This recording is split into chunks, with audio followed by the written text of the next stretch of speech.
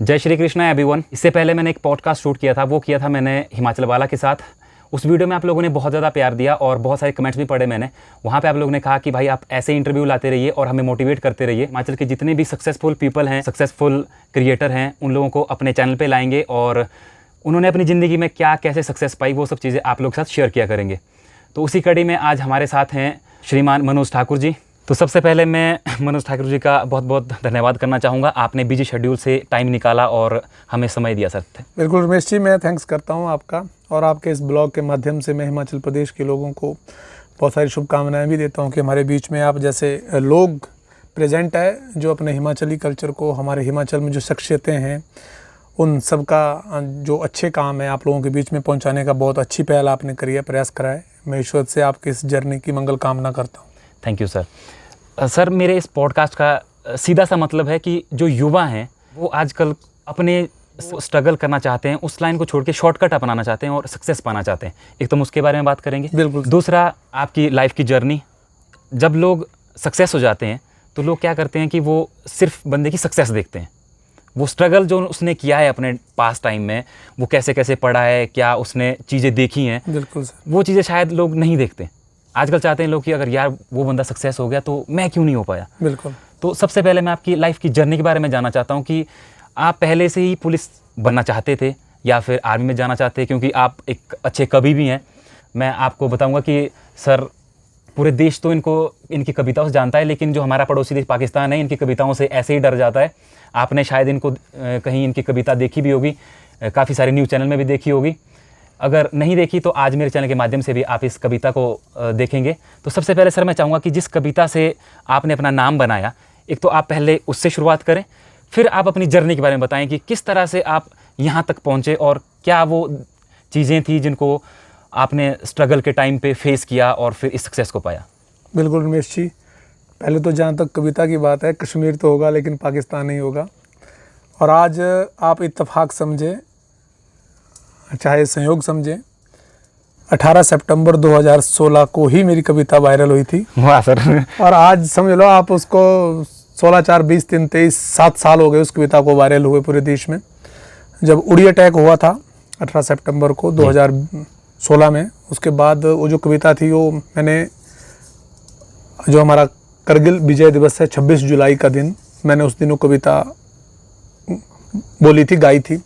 But viral बाद में हुई थी जब उड़ी अटैक हुआ था, क्योंकि यूट्यूब में अपलोड करी थी, किसी ने देखी नहीं। बाद में जब उड़ी अटैक हुआ, हमारे देश के जवान शहीद हुए, तो किसी बड़े चैनल ने उसको वहाँ से अपने चैनल पे प्रसारित कर दिया और पूरे देश में गई, बहुत सारा प्यार लोगों ने दिया।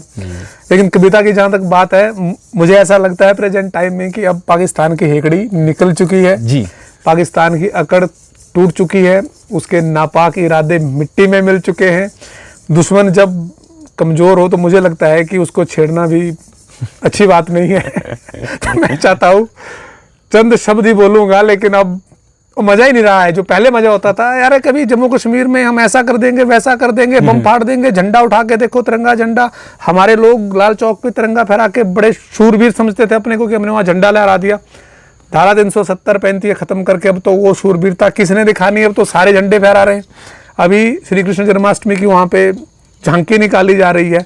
अभी पाकिस्तान को जो मतलब पोषित जो आतंकवादी जम्मू कश्मीर में थे, अब वो सारे साइलेंट हो गए हैं। उनको पता है कि अगर आज की डेट में उछल कूद करते हैं तो उनकी खैर खबर नहीं है। तो मैं भी नहीं चाहता कि अब कमज़ोर दुश्मन को उसका नाम लूं, लेकिन चंद शब्द ही बोलूँगा। धारा हर मोड़ बदलकर लाहौर से गुजरेगी गंगा, इस्लामाबाद की धरती पर लहराएगा भारत का तिरंगा। रावलपिंडी और कराची तक सब कुछ गार्थ हो जाएगा, सिंधु नदी के आर पार पूरा भारत हो जाएगा। मैं अखंड भारत की बात कर रहा हूँ। फिर सदियों सदियों तक जिन्ना जैसा शैतान नहीं होगा।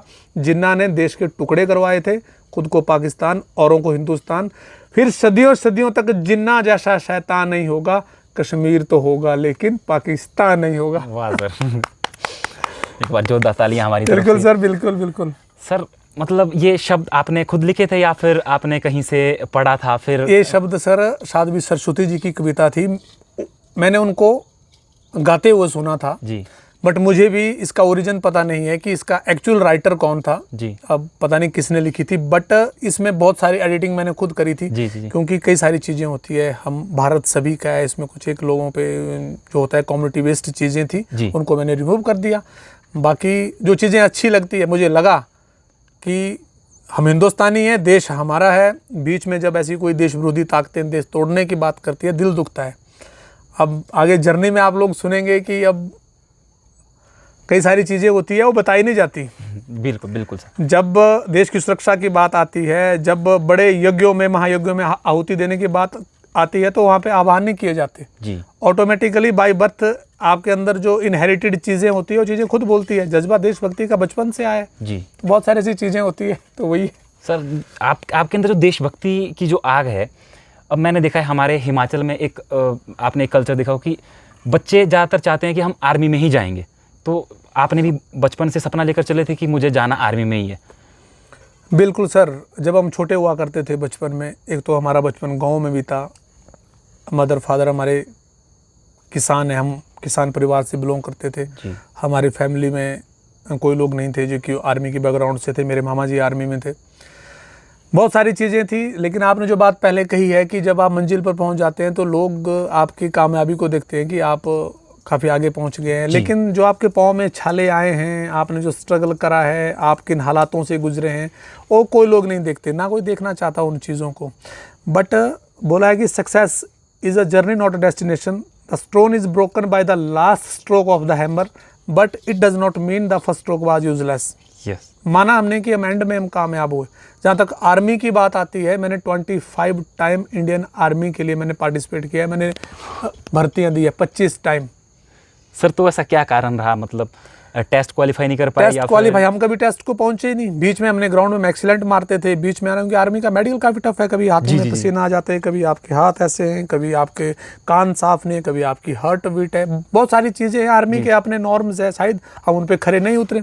सपना था कि हम आर्मी में जाएंगे। बचपन में जब हम स्कूल में पढ़ा करते थे तो टीचर पूछते थे क्या बनोगे बड़ा होके, हमें तो ये क्या आता था फौजी बनना है जी। हमने फौजी आसान काम लगता था, मैट्रिक करो, उसके बाद हमारे टाइम में 16 साल के आप आर्मी में जा सकते थे। सर आपको नहीं लगता कि हिमाचल का जितना भी युवा है ना, खासकर जो विलेज लेवल में रहता है, हम भी विलेज से बिलोंग करते हैं, तो जब भी उससे पूछते हैं कि बेटा क्या बनना चाहते हो, तो उसके मुँह पे ना एक ही वर्ड आता है, फौजी बनना है सर, फौजी बनना है।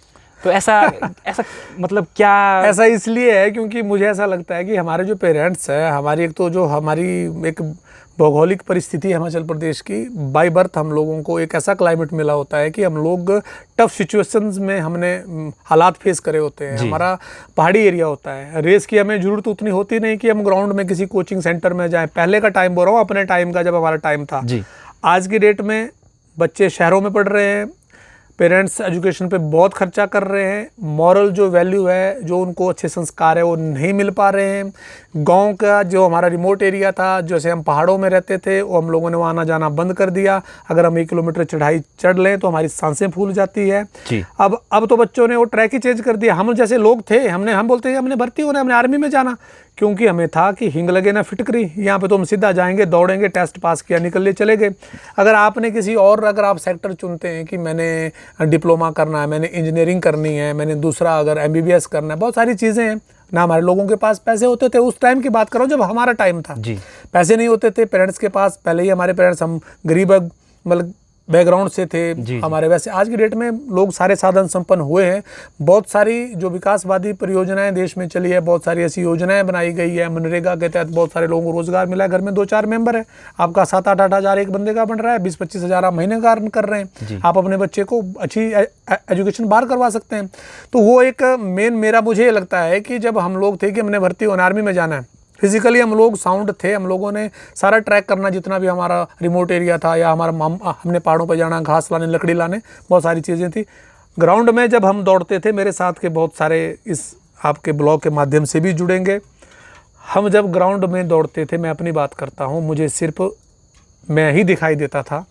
जितने भी लोग थे, अपने से आगे कोई होके बताए, सब पीछे रहेंगे। एक खुंदक होती थी कि हमने सबसे आगे रहना है, हम पीछे दौड़ रहे, कोई आगे दौड़ रहा, वो मंजूर नहीं होता था। प्रैक्टिस करते थे हम लोग, हमने बहुत सारे एफर्ट्स किया, हम लोग कामयाब भी होते थे कई बार, चलो किस्मत की बात है। आर्मी से जब ओवर एज हो गए, जब 21 साल के, फिर लगा सपना टूट गया वर्दी पहनने का, बाद में पुलिस की भर्ती आई। हमने वही एफर्ट्स, वही स्पिरिट के साथ हम ग्राउंड में दौड़े। हमारे टाइम में मार्क्स होते थे, आपका एक इवेंट जो होता था वो 5 नंबर का होता था, 25 इवेंट थे, 5 नंबर आपके हाइट के 30 नंबर होते थे। तो हमारा सारा, हमने 30 में से 30 हमने स्कोर करा।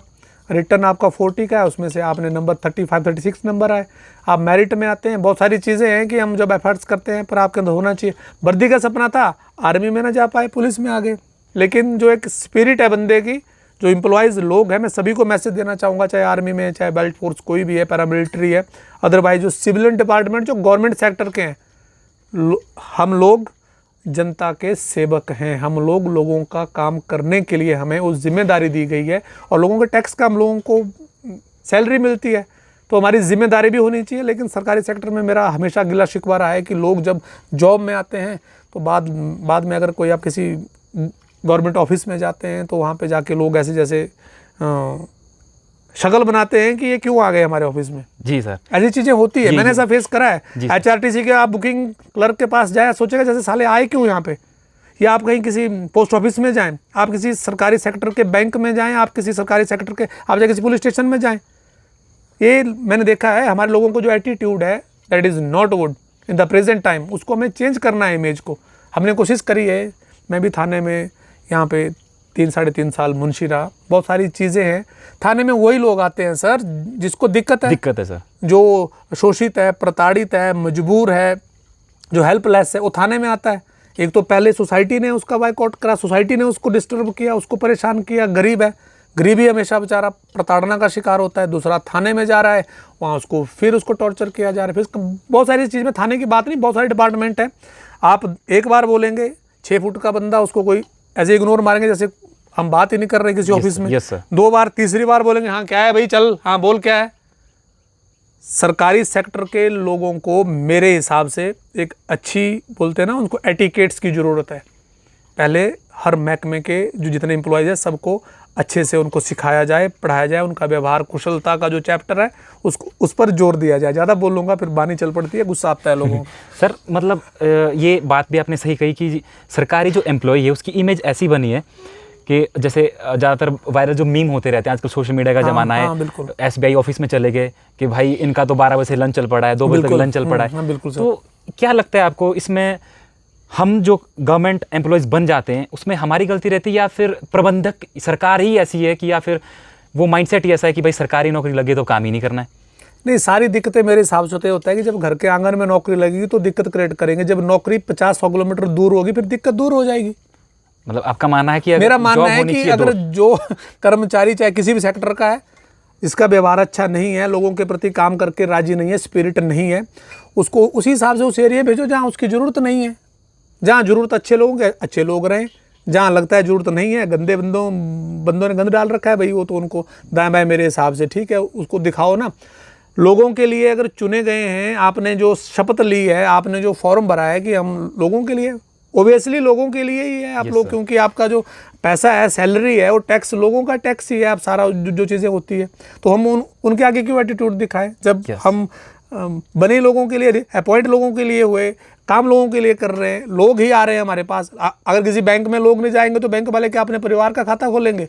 पुलिस के पास नहीं आएंगे, पुलिस क्या करेगी अंदर, किसको अरेस्ट क्या करेगी? इसीलिए है ना, चाहे डिपार्टमेंट कोई भी है। यस सर, बात वही है कि जो डिपार्टमेंट है, मेरा आज से नहीं रहा, मैं जब होश संभाले हैं, भर्ती भी नहीं हुआ था पुलिस में, उससे पहले मेरा कई बार लड़ाई हुआ, मेरा बंदों के साथ, पोस्ट ऑफिस वालों के साथ, उनके साथ लड़ाई हुआ।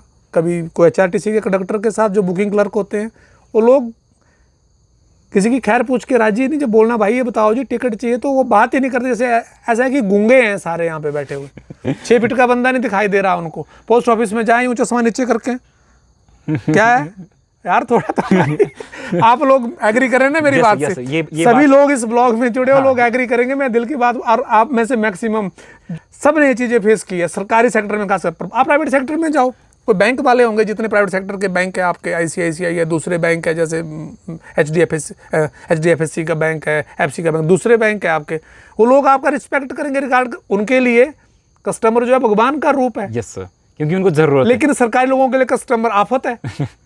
ऐसा ही है जी सर, ये बात तो है। तो ये बात मैं यही सबसे गुजारिश करता हूँ भाई लोगों, जितने भी सरकारी सेक्टर के, आप कृपया आदमी बने और बंदे बने। सर अब एक और बात करेंगे, हम करेंगे एजुकेशन के बारे में बात। बिल्कुल सर। क्योंकि सर आपकी जो एजुकेशन है, आप मेरे से काफ़ी बड़े हैं, आपकी एजुकेशन जब हुई तो उसमें टीचर जो थे ना, वो आज के टीचर और उनके टीचर में बहुत ज़्यादा डिफरेंस होता था। बिल्कुल फर्क मैं खुद और 90s पेरेंट्स में भी फर्क था। Yes, sir. तब के पेरेंट्स भी और आज के पेरेंट्स भी। मेरे से ये बोल के भेजा जाता था कि इसका ध्यान रखना, अगर नहीं पढ़े तो इसको 2 और मारना। सर बिल्कुल, तो आपके साथ भी ऐसा होता था या फिर? हमारे साथ भी ऐसा ही होता था। अगर हमें कहीं दूर से अपना जो गुरुजी हैं वो कहीं आते हुए दिखाई दे हम झाड़ियों में घुस जाते थे, सामने ना आए इनके। अगर कहीं गलती से भी देख लिए, चुपचाप सांसें रोक के चुप रहो, पहले जाने दो गुरुजी को, चुप। उसके बाद निकलेंगे। अगर कहीं गलती हुई, पढ़े नहीं, लेसन याद नहीं किया, अगर गुरुजी ने पिटाई कर दी, घर वालों को पता लगा कि आज इसको मार पड़ी है, तो घर पे भी मार पड़ती थी। लेकिन आज की डेट में पेरेंट्स भी चेंज हो गए हैं, एंड्रॉयड पेरेंट्स आ गए हैं, एंड्रॉयड बच्चे आ गए हैं बहुत सारा। अगर किसी को अगर टीचर खिंचाई कर ले बच्चे का कान, तो जी मेरे बच्चे को तो कान में सुनाई नहीं दे रहा, वो कान की खिंचाई को थप्पड़ पे ले जाते हैं कि ऐसा नहीं है। ऐसा किसी टीचर को ऐसा नहीं पड़ा है कि वो आपके बच्चे का दुश्मन है या आपके बच्चे को मतलब लड़ाई की नीयत से उसके साथ लड़ाई कर रहा है, पंगा कर रहा है। ऐसा कोई गुरु नहीं चाहता। सभी गुरु यही चाहते हैं जो टीचर्स हैं कि मेरा स्टूडेंट बहुत आगे जाए। Yes sir. आज मेरे को मेरे गुरुजन मिलते हैं, हम तो बहुत शरारती थे, हम तो बहुत मार खाई है, हमने तो 1-2 पीरियड तो मुर्गे ही बने रहते थे। क्लास में बहुत सारी चीज़ें होती थी। मेरे जितने गुरुजन भी जुड़ेंगे उनको मैं प्रणाम करता हूँ, और उन्हीं का सारा, उन्हीं के तपोबल का जो परिणाम है हम आज यहाँ पहुँचे हैं और इतना सारे देश के लोग जुड़े हैं, बहुत सारा प्यार दे रहे हैं लोग। अगर उन्होंने हमारी खिंचाई अच्छे से नहीं की होती, ना तो हमारे पास वो सब शब्द भंडार आता, ना सरस्वती माता का प्रदान मिलता। हमारे LT थे रामनाथ जी, LT थे लैंग्वेज टीचर हमारे, बहुत अच्छा पढ़ाते थे। सारे स्वर व्यंजन जितने भी थे उन्होंने टोटल याद करवा दिए। गुरुजी मिलते हैं आज भी उनको ही प्रणाम करता हूँ। अच्छी पकड़ हमारी, जो हमारी मातृभाषा हिंदी है, अच्छी पकड़ बनवाई, और तभी हम थोड़ा सा हिंदी अच्छी बोल पाते हैं। अगर उन्होंने ध्यान नहीं दिया होता तो पीटते थे बड़ी बुरी तरह से, पर अच्छी पिटाई हुई ना, तब यहाँ पहुंचे हम लोग। इस एजुकेशन और उस एजुकेशन में बहुत ज़्यादा फर्क है, बहुत ज़्यादा, दिन रात का। मैं तो मानता हूँ आज की डेट में बच्चे एक लोगों के बच्चे अगर थप्पड़ चंड हो थोड़ी बहुत करनी पड़ती है जी, बोलना पड़ता है। जब पुलिस डंडा उठाना छोड़ देती है, जब गुरुजी चंडा लगाना बंद कर देते हैं, तो समाज में उत्पात होगा, उत्पाती बालक आगे आएंगे, रोक टोक होगी नहीं, वैसे ही गुंडागर्दी फैलेगी। पुलिस थोड़ा सा सख्ती तो करनी पड़ती पुलिस को भी। पुरानी पुलिस थी, 3rd डिग्री का मेथड था। अगर कोई उल्कापात जो बंदा कर रहा, कोई दादागिरी कर रहा, कोई बदमाश बन रहा, बदमाश की थाने में आके आप उसको शाबाशी देते हैं, उसको कुछ नहीं बोलते, उसके हौसले खुलेंगे। Yes sir. आए कोई बदमाश हमारे थाने में, जरा ढंग से आ जाए, उसकी सेवा पानी अच्छी होगी, तो बंदा कल को बाहर भी याद करेगा, नहीं भाई दूसरी बार नहीं जाऊंगा थाने। अदरवाइज तो दौड़ा रहेगा बार बार। क्या करना, 10 बंदे पीट दिए, 20 पीट दिए, 100 पीट दिए, क्या कुछ नहीं होता। मेरे हिसाब से तो यह है कि जो कानून अपनी जगह काम करता है, कानून अपना, वो ठीक है, वो बात की बात है। बट वैसे भी मतलब बंदे की अच्छी हो जानी चाहिए सेवा पानी। सर ऐसा हुआ है कभी, जैसे आपको लोग फेसबुक के माध्यम से, यूट्यूब के माध्यम से इतना ज़्यादा जानते हैं, कभी आपने किसी बंदे को चालान के लिए पकड़ लिया हो, या फिर किसी को किसी जुर्म करते हुए पकड़ लिया हो और उसने कर दिया सर मैं सर आपकी वीडियो देखता हूँ, तो कभी ऐसा हुआ है? ऐसा एक बार नहीं हुआ, ऐसा कई बार होता है। कई बार जब बंदे को चालान करने लग जाना, ला सर मैं तो आपका फॉलोअर हूँ, मैं वीडियो देखता हूँ, ऐसे बंदा बोलता है। सर क्या रिएक्शन होता है? नहीं मेरा भाई साहब देखो, फैन फॉलोअर की बात हो कि काल्पनिक दुनिया है सोशल मीडिया, वो बात वहाँ की वहाँ पे है भाई। तू मेरे को तुरंत अनफॉलो कर दे, लेकिन मेरा जो काम, जिस काम के लिए मैंने शपथ लिए, मैं चुना गया हूँ, मैं वो काम करूंगा। ये थोड़ी नहीं मेरा फॉलोअर तो किसी को पीट के आजा फिर बोले भाई मैं तो फॉलोअर हूँ जी आपका, मैं तो अभी अनफॉलो कर दूंगा आपको। वो तो ठीक है बंदा, भाई तेरा तूने अनफॉलो करना कर ले, पर ऐसा है कि जो काम ठीक है वो ठीक है। ऐसे नहीं, ऐसे बड़े इंटरेस्टिंग सारे ऐसे आते हैं। कई बार बंदों को होता है, लड़ाई कर दी मैंने, बंदों को ऐसे थोड़ा डांट दिया, बीच में कई सारी चीज़ें होती है, फिर बोलता है यार भाई आपने मेरे को ही पीट दिया, आपने, मैं तो आपको लाइक करता हूँ सारे वीडियो अगर सर ने कहा गया उसमें, वो वही चीज़ है ना। तो चलो बहुत सारी ऐसी चीज़ें होती है। एक हम लोग बने रहे, बहुत सारा यूथ यहाँ मंडी कॉलेज में है, जुड़े हैं। मेरी पोस्टिंग शिमला में भी रही, 4 साल में HV यूनिवर्सिटी शिमला में रहा, समर हिल में। बहुत सारे लोग जुड़े, जो आज की डेट में बहुत सारा यूथ है, सभी लोग हमारे साथ जुड़े हैं। और आपके आने से MLA भी है, जी MLA साहब भी, वो भी यूनिवर्सिटी में उस टाइम पढ़ा करते थे, बाद में बहुत सारे ऐसे लोग हैं, डिग्निटीज़ हैं, जो लोग हमारे बड़े अच्छे दोस्त हैं, हमारे साथ आज भी बने हुए हैं, जुड़े रहते हैं, कमेंट्स करते रहते हैं। बट जब आप अच्छे कॉज के लिए आप काम करते हैं, आप सारे भेदभाव, धर्म, जात, मजहब भुला करके आप सिर्फ लोगों के लिए डेडिकेट होते हैं, आपके अंदर स्पिरिट कुछ नया करने की है, तो बहुत सारे लोग आपको लाइक करते हैं। ऐसे दुनिया में बहुत सारे लोग हैं, पर ना जाने मैं तो कुछ भी नहीं हूँ, मैं तो इत्तू सा भी नहीं हूँ, बड़े बड़े हस्तियाँ हैं हमारे देश में, लेकिन लोग उन लोगों को प्यार करते हैं जो दिल के सच्चे हैं और जो सच में ही समाज के लिए बिना किसी शोशे के दिखावे के काम करते हैं। अदरवाइज बहुत सारे आज की डेट में आपको समाज से भी मिलेंगे। हमारे मंडी शहर में, हिमाचल में इतनी बड़ी आपदा आई, मैंने पोस्ट भी डाली थी, मुझे गिला है, शिकवा है अपने लोगों से। Yes sir. ऐसे आप पॉलिटिकली कोई ओकेजन होगा, आप वोट बैंक के लिए बंदे जो समाज से भी बनते हैं, बट जब एक्चुअली में यहाँ पे क्लाइमेटीज आई है, इतनी बड़ी ट्रेजेडी हिमाचल प्रदेश में, मंडी में कितनी बाढ़ आई, यहाँ पे बहुत सारे लोग, कई लोगों ने दिल खोल के, मैं सिख कौम का सम्मान करता हूँ, बहुत सारे मेरे भाई मेरे साथ जुड़े हैं, उन लोगों को खाना खिलाया, वो लोग लगे रहे। मैंने कई लोगों को मैसेज भी करा, लेकिन लोग पता नहीं क्यों नहीं आगे आ रहे। अगर आप साधन संपन्न हैं, आपके पास सोर्सेज है, रिसोर्सेज है, आप कर सकते हैं, आपको करना चाहिए, बट आपके पास पैसा होने के बाद आप लोगों का सहयोग नहीं कर पा रहे हैं, आप छुपे हुए हैं, तो शायद वो पैसा किसी काम का नहीं, मेरे हिसाब से मिट्टी है, किसी काम का नहीं। आप करो, भले ही चाहे आप एफर्ट्स करो ना। जब एक आपने लेसन हमने पढ़ाई, हमने एक जो कहानी थी, एक बार जंगल में आग लगती है, बहुत सारे जानवर, सारे हाथी, मतलब शेर, सब तमाशा देख रहे हैं, बंदर सारे वहाँ बैठे हैं। एक चिड़िया बार बार अपनी चोंच में नदी से पानी भर के लाती है और उस पर फेंकती है आग पे, तो बीच में उसको बंदर कमेंट कर रहा है कि क्यों ऐसे ही बार बार जा रही है, ऐसे ही बढ़ रही है, बीच में ऐसे जा रही है, पानी तेरी थोड़े जैसे पानी से थोड़ी नहीं आग बुझेगी। लेकिन चिड़िया ने जो आंसर दिया, चिड़िया ने बोला मुझे पता है कि मेरे एफर्ट्स करने से आग नहीं बुझेगी, लेकिन जब इस इतिहास में इस आग का जिक्र होगा तो उस जिक्र में मेरा नाम तमाशा देखने वालों में नहीं आएगा, मेरा नाम प्रयास करने वालों की श्रेणी में आएगा कि मैंने आग को बुझाने का प्रयास किया था। जी, वैसे ही हम लोगों का भी है, हम लोग एफर्ट्स तो कर सकते हैं, जरूरी नहीं है कि हम लाखों रुपए हम डोनेट करें, हम 1 लाख की किसी का हम हेल्प करें। मैं 1000 की भी तो हेल्प कर सकता हूँ, मैं 500 रुपए की हेल्प कर सकता हूँ। मेरा जो भाव है वो हेल्प करने का है, मैं तो 1 रुपए की भी हेल्प मानता हूँ। बिल्कुल बिल्कुल आप करें, मेन चीज़ें वही चीज़ है ना। बट हमारे लोगों में वो चीज़ आज रही नहीं है। अब आदमी ऐसे ही हो गए हैं, सब चालबाज जैसे, सेल्फिश जैसे, अपना मतलब देखो, दूसरे को ट्रबल में डालो और निकल पड़ो। जी sir, thank you so much everyone for watching this podcast. Hope so आप लोगों को ये पॉडकास्ट पसंद आया होगा। अगर पसंद आया तो वीडियो को लाइक कर दीजिए, शेयर कर दीजिए, कमेंट कर दीजिए। इसका पार्ट 2 कुछ दिनों में इसी चैनल पे आ जाएगा, तो चैनल को सब्सक्राइब करना मत भूलिएगा। जय श्री राम।